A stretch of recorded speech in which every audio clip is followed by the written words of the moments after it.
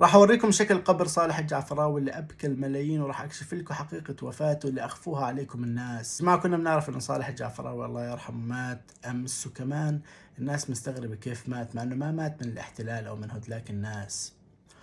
قصته باختصار يا جماعة كان قاعد يغطي احداث قاعدة تصير بين هدلاك الناس اللي هم الفلسطينيين من عائلة معينة.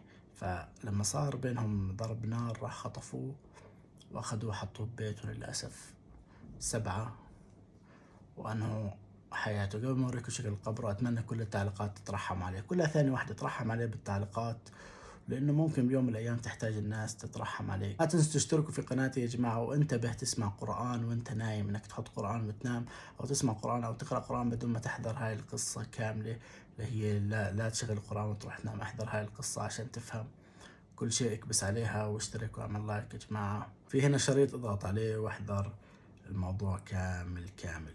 هذه سورة قبر، وأتمنى كل يقرأ سورة الفاتحة عليه وتكتب الله يرحمه واحضروا القصة واشتركوا معنا.